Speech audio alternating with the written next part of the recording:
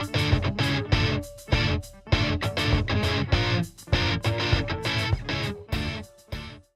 this is Antonio Bryan. I'm the owner at Anything Animated in Omaha, Nebraska.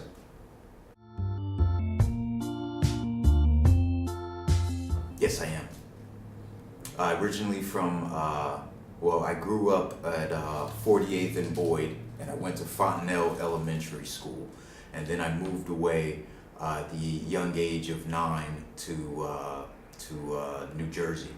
I spent a little bit of time out there and came back for high school, where I attended Northwest High School.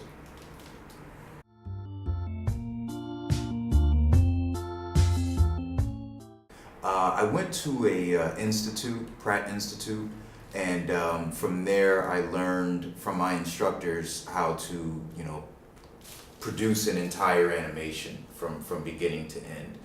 And so, being in an institute and having practical education like that just kind of enables you to create your own entity. There wasn't really a reason to go work for somebody. I was inspired by my professor who was doing a lot of animations for Sci-Fi channel. And so he would just do this in his own home, and he was staying afloat. So I was inspired to be my own boss, if you will, just from going to that school. When you get out of college, you have to find ways to make money. And so, with animation being outsourced to Korea and no one really animating in the States, web design, building websites, working with Flash, doing animations with Flash, kind of became my primary source of income.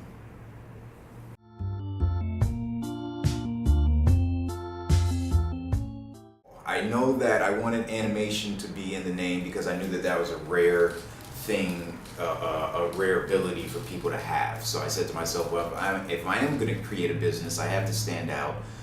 So I knew that I wanted animation to be in there. And I had already, decided that I wanted to be kind of a one-stop shop because I had the ability to do so many things. So I think that's where the idea for Anything Animated came from. Obviously, animated was taken, so I had to change the spelling and make it a little unique. So I put it Y instead of an I, so that we got two ANYs in the business name there. It kind of, feels a little niche, a little branded. So that's what I wanted to do.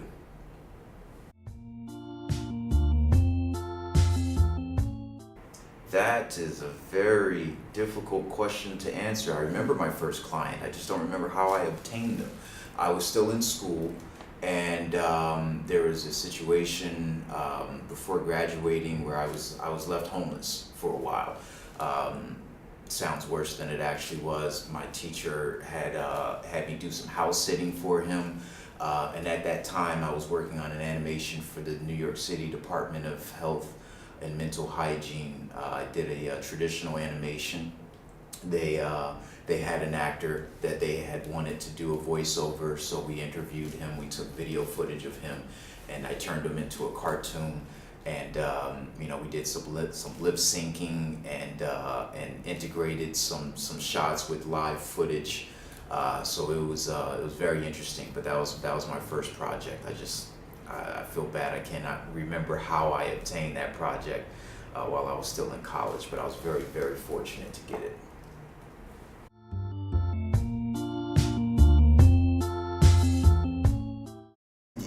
When you do something and it doesn't bother you and you don't notice the time going by, I think that's a pretty good sign that you're passionate about it. I'm extremely nervous when I receive someone's deposit, up until the point that I gain their confidence. Doesn't mean that I'm not confident in my own skills. I feel like that is a very sensitive time, and but the joy that I receive when someone says, you went beyond my expectations. This looks really, really good. I love this. People use words like that. It just, it's validating. And it just makes the day feel fulfilled. It just makes you feel like you're doing the right thing when people are happy with the work that you produce for them.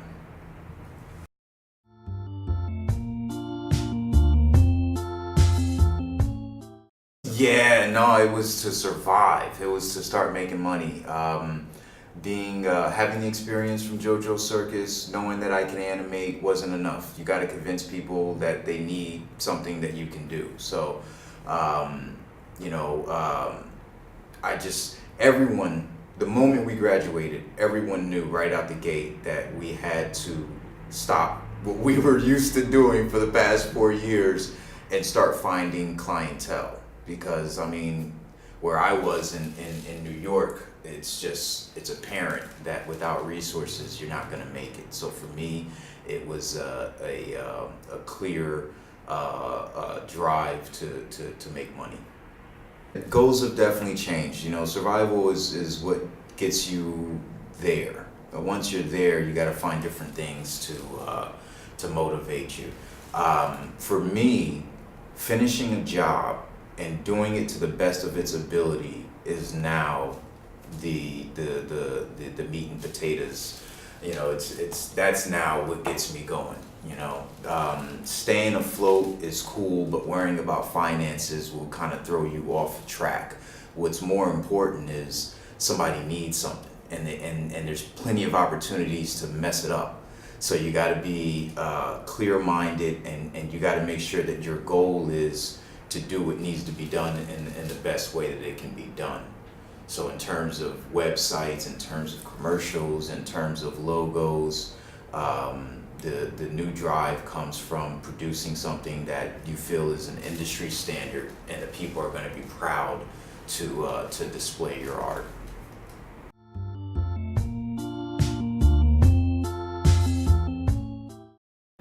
I've always been a sole proprietor, but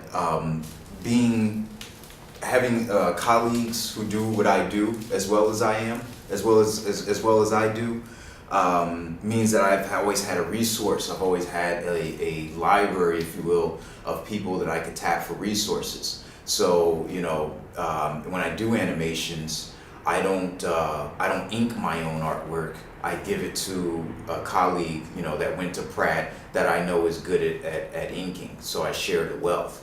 And so, you know, we kind of create a network that way where we can depend on one another. But it really is a sort of a contract basis. You know, it's not like you want to keep somebody on staff when you don't actually have something for them to do. So constant employees, none, but the network is probably maybe a dozen or 24 even people out there that I depend on, whether it's to print materials, take photos, edit footage, writing materials. I'm not a writer, but I build websites and people constantly need writing. So I've got a few people out there that I can depend on who I know are good content writers. So, you know, having the employees, that's kind of my business model. Maybe you don't need employees, maybe you just need your project done. You don't need to pay somebody all day long to do it, but you do need to make sure that it's done efficiently.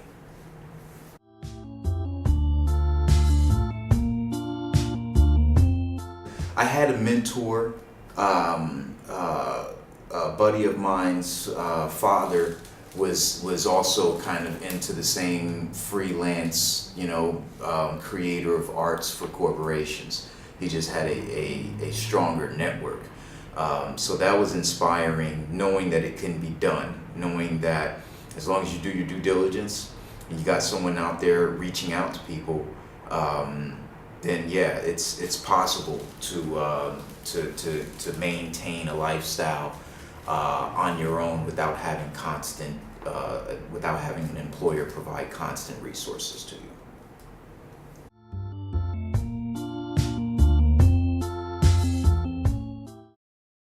GoDaddy. You know, it's been 13 years I've been building websites. I've seen a lot of host companies come and go, and I know that it's difficult. And I know that GoDaddy is doing it. And not only are they doing it, but they're giving the impression that it's easy. I like their user interface. I like the user experience. And the idea that they have become a household name for hosting websites, and people barely even know what hosting websites is, yet they were still able to bridge that gap. So yeah, I need to be the GoDaddy of web design.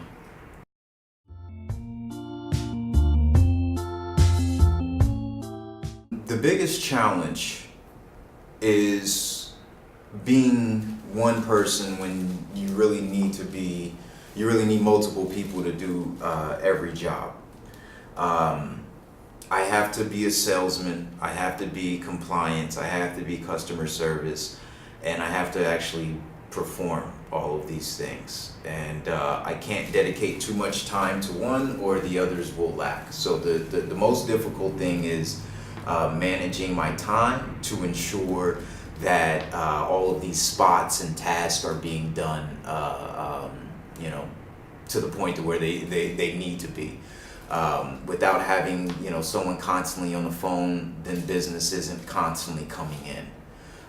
So you make your contacts, you get your deals, but then you have to work your deals, and then once the deals are worked, then you have to collect. And so at the same time, other projects are starting.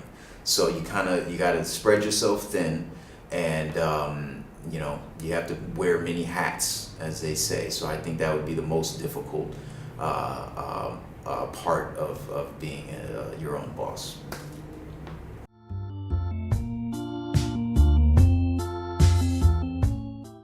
Well, we do logo design. We take the logos and we put them on business cards, envelopes, letterheads. So we do stationery. The next step after that is to produce a website, whether it be a landing page or a full-fledged dynamic website. And then once that website is up, then that's usually an opportunity for people to fill it with banners, ads, commercials, movies, things like that. So all of those things we offer, from the logo to the stationery, even the brand guide that explains how to create other brands or other ads with your logo and with your color scheme and with your fonts.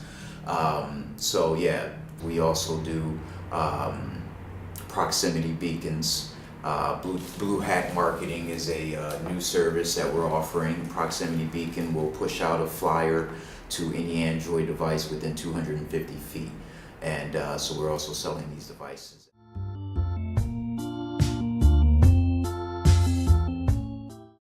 Yeah, I guess what we're going for is the one-stop shop, jack of all trades sort of thing. I think that we're in a unique position in terms of the fact that we're, mall paw shop, obviously, but at the same time we're working with some of the big consulting firms who are also working with some of the big corporations in Omaha. So we're in a unique position where I don't have a lot of overhead.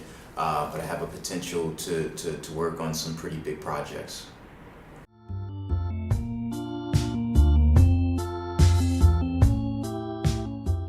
You know what? I do find it difficult. You don't know which avenue of advertising is the best one, and you can't usually afford to test them all. So you kind of gotta just keep track of things, schedule things. I remember I tried Yelp for about 4 or 5 months before I decided that really wasn't bringing me any new leads. So there's a bunch of different things that you can do. You can do radio ads, TV ads, newspaper ads, editorials, and then there's paying for leads and aggressively going after sales. So yeah, it's pretty difficult, but you usually know what to do because things align.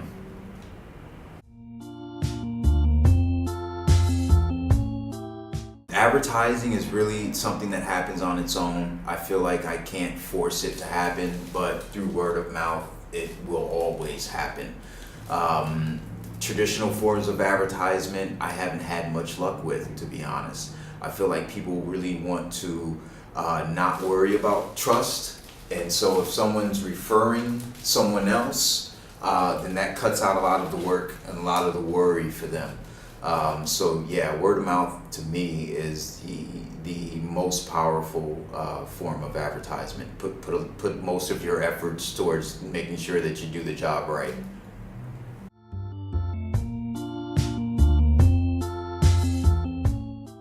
I would have to say just beginning. You know, I need to create establish a relationship with the community. I don't really know how.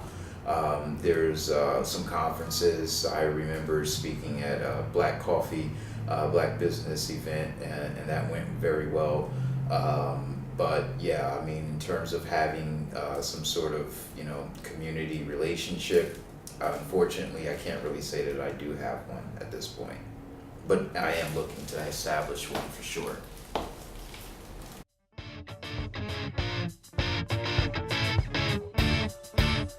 Well, Omaha is very good in terms of resources, comfort. The hustle and bustle on the coast, it takes a lot. It takes a lot of your resources just to move a small amount of distance. Out here, the resources, the economy, the rate of living is very, very fair.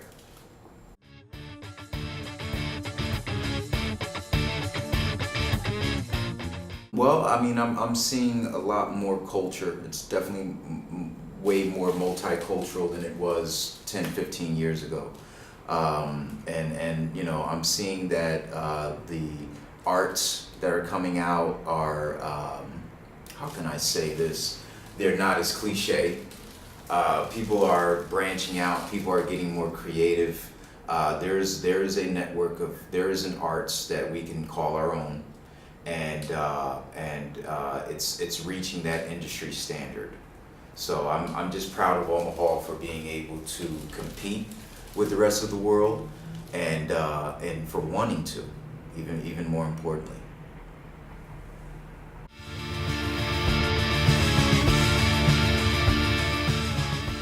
You know, I guess the rate of living would be the number one reason. If you're an entrepreneur and you have something that you can call your own, you might consider yourself a big fish in a small pond. In a place like Omaha, there's just a little bit more opportunity. People just might be, corporations and businesses might just be a little bit more receptive to you out here, where there may be less of what you're doing to go around. So for me, you know, being an animator and having these skills, I just felt like I could come here and just really represent, you know, really just show people, you know, what I could do, and you know, feed my family. So being here, I do feel like a big fish in a small pond, and I'm waiting for more people to take advantage of the abilities that we have here.